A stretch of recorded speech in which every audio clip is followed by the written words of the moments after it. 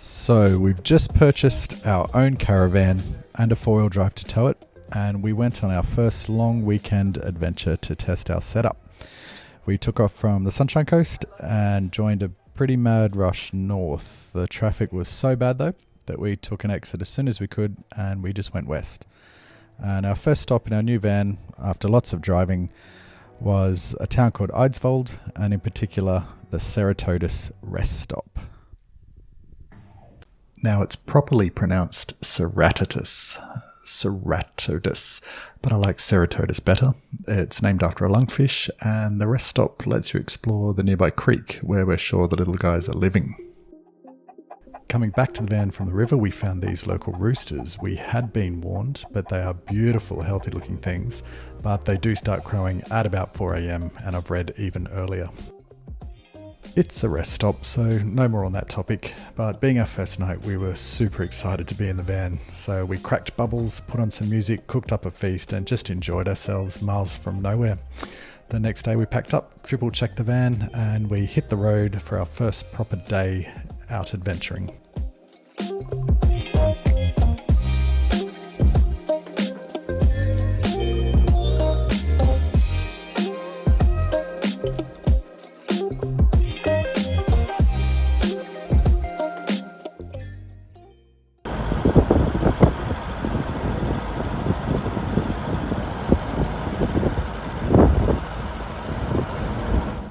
So after a truly great breakfast at the Eidsvold Cafe, which I highly recommend, we headed about 100 k's west to a town called Krakow. This town is somewhat famous because it's partially a ghost town, as in the shops are all ancient, empty, and they're still standing mostly. It's quite a treat, actually, to arrive and see something of a bygone era still standing, and to top it all off, there's a truly iconic pub that is still open, if you're lucky, on that day. It has a new owner, and it's said that the hours are somewhat erratic now. Originally owned by the famous Fred Brophy, who had a boxing troupe that toured Australia. This pub is as colourful as I'm sure his boxing ring would have been. It would be a really fun Friday night in this pub. Walking the streets, it lets you peer into some of the old shops and get a feel for what life must have been like back then. Highly recommend a trip to Krakow. Beautiful little town, well kept, with some nice information that you can stop and read about as well. And I recommend while you're there, as a tip, grabbing the mud map for the Defence Road, which we'll cover a little bit later.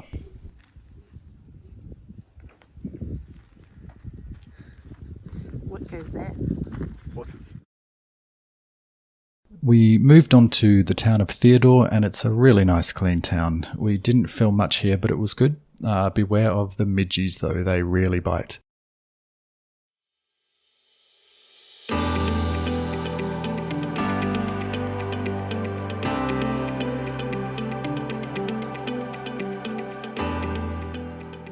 We filled up the next morning and hit a road I'd seen called the Defence Road.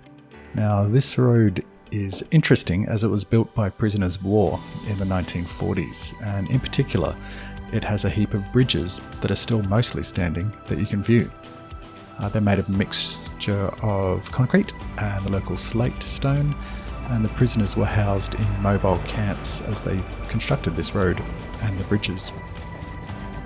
I really liked the Defence Road and the bridges. Australia is not steeped in physical history, and Ellie, coming from Europe, was less than overwhelmed by some only 80-year-old bridges. And I completely understand her point of view, but I recommend the drive. It's pretty fantastic.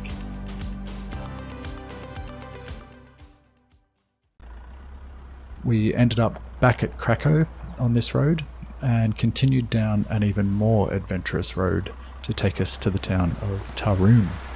This was our first proper off-road test with about 8 creek crossings, some pretty steep hills and some washed out sections.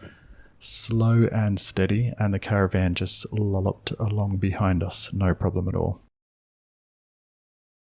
We came across some emus, which looked pretty cool, and we set up the drone to get some shots. You're only allowed to film with the drone as close as 20 metres to mammals in Australia. It was hard to judge distance, but I think we got a little too close, so I pulled the drone back and let them be. They seemed pretty chill, but best to let them roam without annoyance.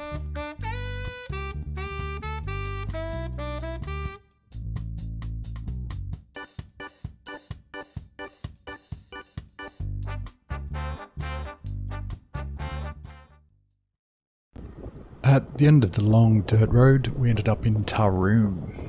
Now, this town is famous as the Prussian explorer Ludwig Leichhardt passed through the district in 1844, and he carved his initials and date on a coolabah tree. That tree still stands in the centre of the town, but his carving is no longer visible due to an attempt to remove the bark growing over the initials that, removed the initials as well.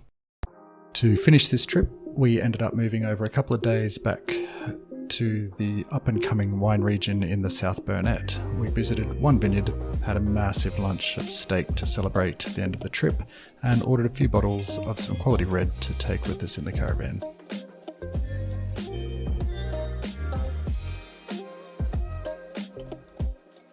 All in all, I can highly recommend exploring this beautiful part of the country. Until next time.